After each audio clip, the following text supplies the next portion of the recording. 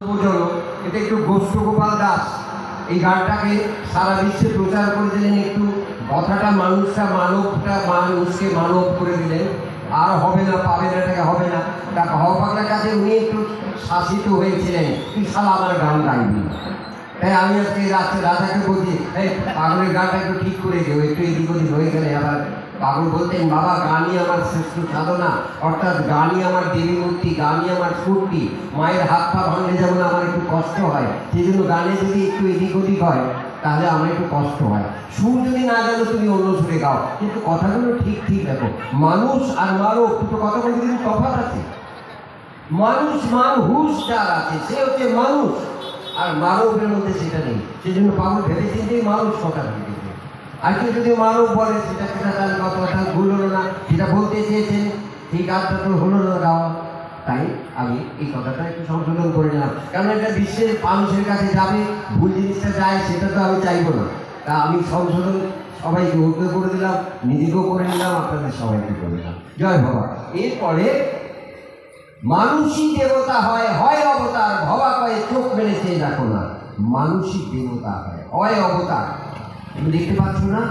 অর্থাৎ ভয় পেও না। এই যে মনুষ্য জন্ম পেয়েছো, বারবার আসবে না। আজকে মনুষ্য জন্ম পেয়েছে, তোমার প্রারব্ধ বলে তুমি পরবর্তী জন্মে মানুষই হবে। এই তোমার গ্যারেন্টি লেটার নিয়ে তুমি আসনি, আর এটা নিয়ে যাবে না। তুমি ইতর জন্মে জন্মতে পারে, অন্য পশু জনিতেও যেতে পারো। মানুষের ঘরেও তুমি জন্মায়, তুমি একটা ইতর মানুষের ঘরে, একটা নিম্ন শ্রেণীর মানুষের জগতে সেখানে যাবে।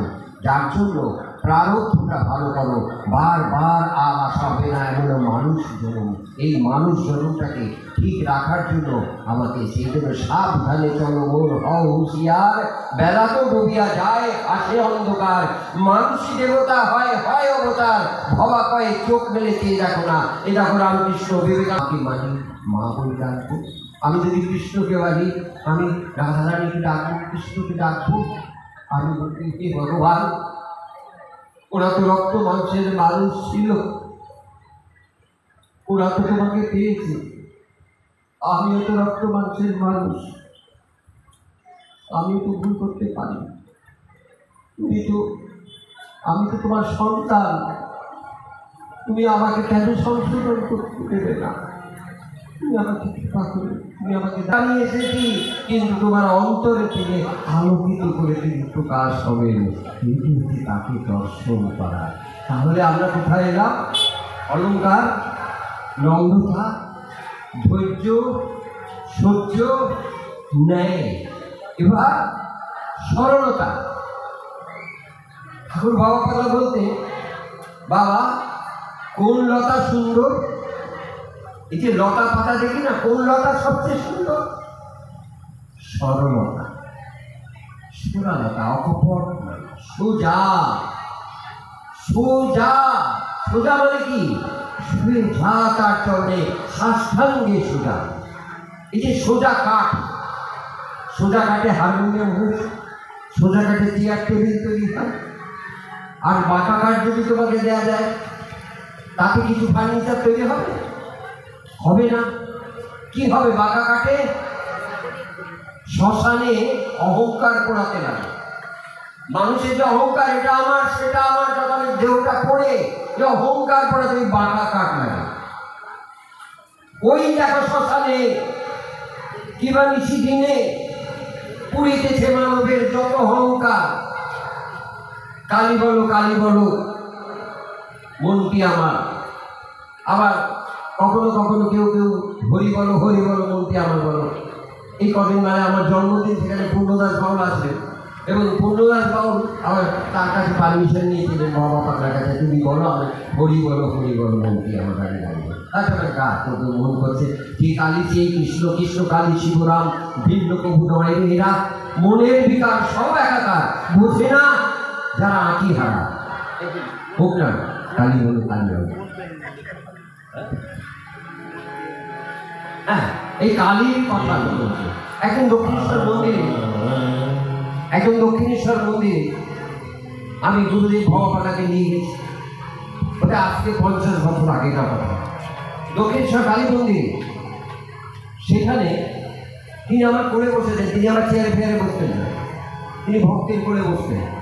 আমার কোলের ওপর ঠেস দিয়ে বসে আছেন, আমি এই জায়গায় বসে আছি। তা এখন প্রশ্ন করে বসল, বললে কোন কালী ভালো, দক্ষিণা কালী, বামা কালী, শ্মশান কালী, কোন কালী ভালো? সারা লিখতে জানলে সব কালী ভালো, লিখতে জানলে সব কালী ভালো। তাকে যদি ডাকা যায়, ঠিক মতন ডাকতে পারো, তাহলে সব কালী সারা দেবে। ডাকাওয়ালা হও, টাকাওয়ালাও পারবে না তোমার সঙ্গে। তুমি যদি ঠিক ঠিক ডাকতে পারো, হৃদয় দিয়ে অন্তর দিয়ে ডাকে, অন্তর দিয়ে ডাকতে হও। অভিনয় করতে করতে একদিন সত্যি অভিনয়টা আসলে বেরিয়ে আসে। অভিনয় করতে করতে ভালো করতে করতে তুমি দাদু ডাকবে, দাদু পারো। আমি তাই কালীবল কালীবল গানটা রাখবো। এখন আমি কোনো লাইনে যাচ্ছি না, যা মুখে আসছে তাই, যে লাইনে চালাচ্ছি আমি চলে যাচ্ছি। তোমরা আমার মধ্যে দিয়ে সেই ভগবান বলাচ্ছেন, আর তোমাদের মধ্যে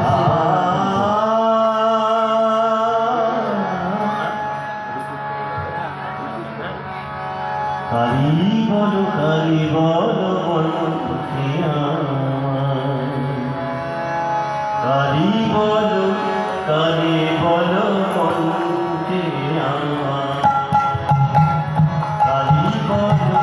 কালী বলো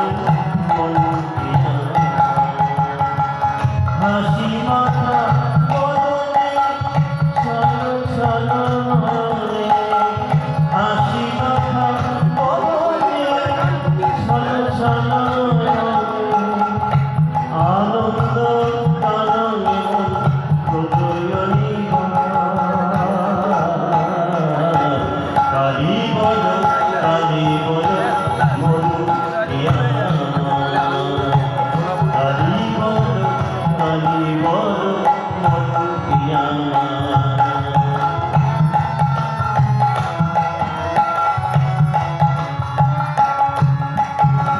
কেউ তো কারো নয়, এ কথা কি সত্য? বুঝিও বোঝো না তুমি যে রহিত।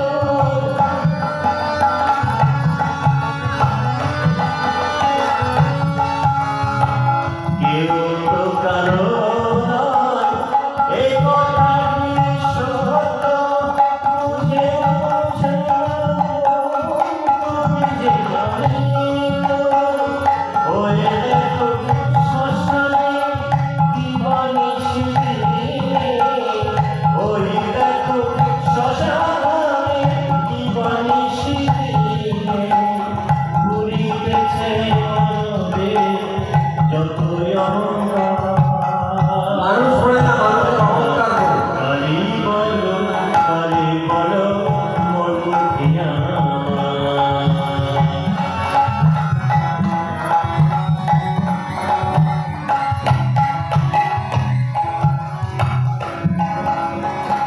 কতদিন রবে তুমি এই ধরা ধারে, মরণ তোমার যদি পচুকারি গানে।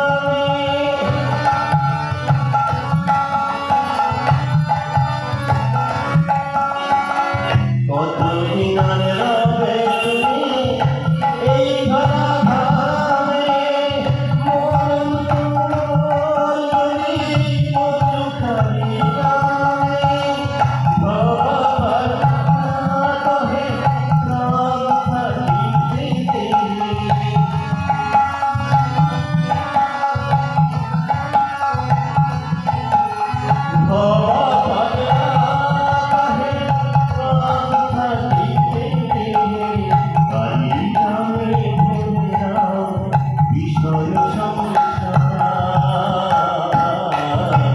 কালী বলো কালী বলো মন প্রিয়া কালী বলো কালী বলো মন প্রিয়া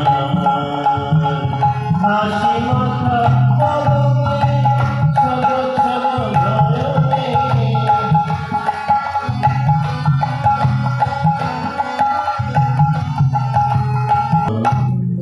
মাখা বদনে ছল ছল নয়নে আনন্দ কাননে ঘোর অনিবার।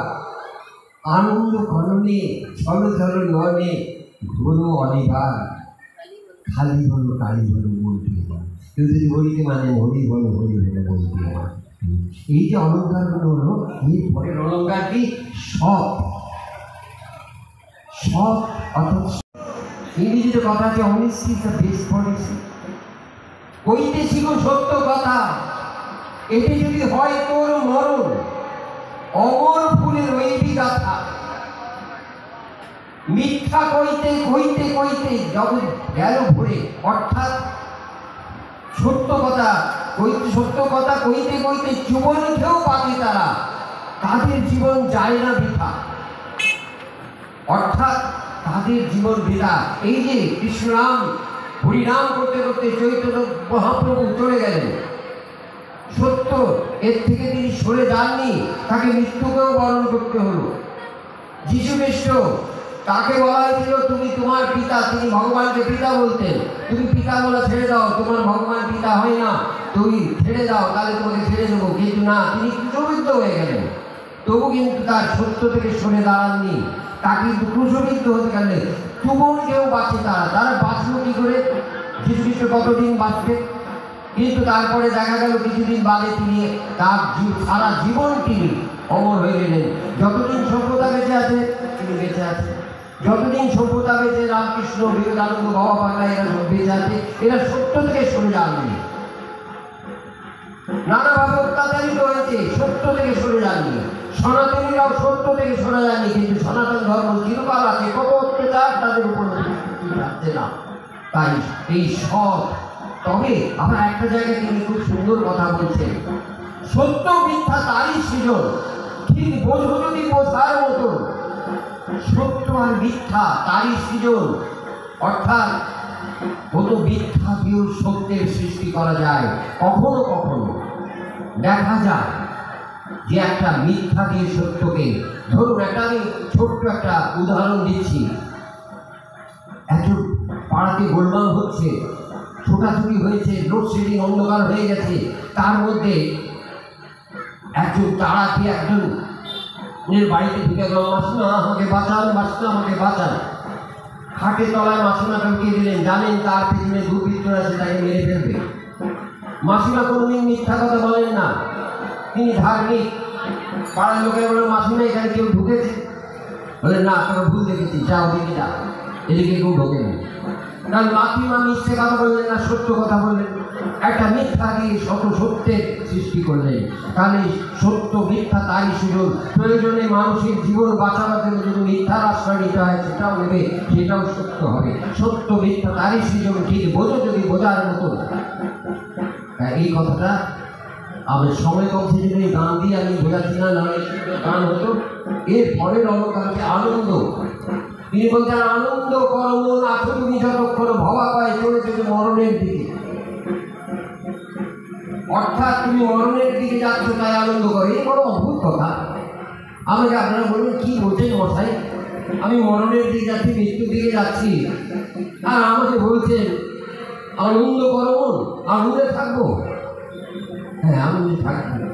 আমার গর্ভধারণে মা বাবা আমাকে পাঠিয়েছে, কিন্তু আসল মা বাবা, আসল ঈশ্বর তিনি আমাকে পাঠিয়েছে। তার কাছে আমি যদি যাই, আমি যদি জানতে পারি তিনি আসল জায়গা, আসি যাবো নিশ্চয়ই। এই অতি সত্য স্মরণ রাখতে হবে এবং তুমি যে অনিত্য, তার কাছে তো আমাকে যেতেই হবে একদিন। তার কাছে তিনি ডাক করেছে, আমার বয়স হয়েছে, আমি যাবো। তা আমি যদি তার কাছে যাই, আমি আনন্দ করবো না দুঃখ করবো? জাল পেতে ওই মরণ ছলে মহামায়া নেই যে চলে, মরণের ছল করে জাল পেতে মহামায়া দিচ্ছেন। তা আমি আনন্দ করবো না দুঃখ করবো? তাই একটা গানের মধ্যে দিয়ে বোঝাচ্ছি, ভোলা মনটি আমার চরণের স্মরণ থাকে। এটা রাজা গাইবে আপনাদের এই গানটা, ও খুব ভালো গায়।